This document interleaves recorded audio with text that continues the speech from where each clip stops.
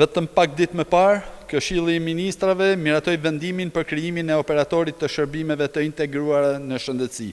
Një strukturë e re e cila pavarësisht emërimit propagandistik nuk përfaqëson as reformë dhe as një menaxhim më të mirë të shërbimeve shëndetësore.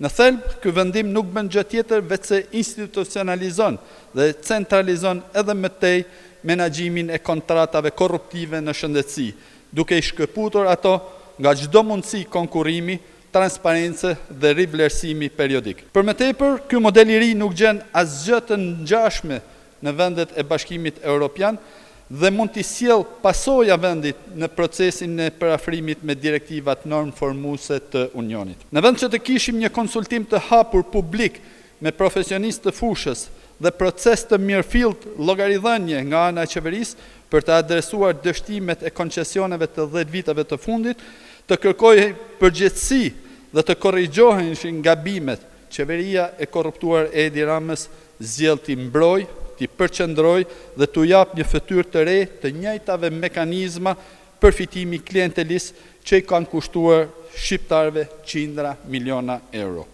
Ky operator nuk është krijuar për të mbrojtur interesin publik.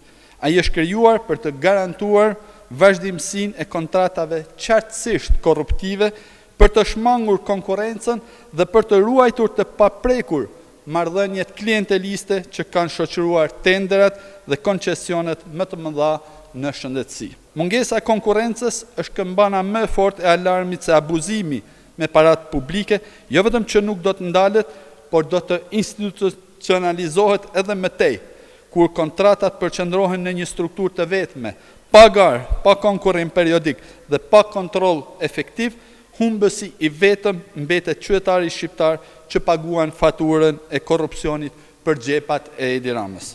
Historia e tenderave dhe koncesioneve në shëndetësi e ka provuar këtë më së miri. Që për vitin 2015 qytetarët shqiptar kanë paguar nga taksat e tyre plot 45.5 miliard lek, ose më shumë se 500 milion euro vetëm për të shkëlqyer 4 kontrata koncesionare shëndetësore. Këto koncesione kanë krijuar një barë fiskale financiare të pa justifikuar për buxhetin e shtetit, ndërsa qytetarët nuk kanë përfituar asgjë.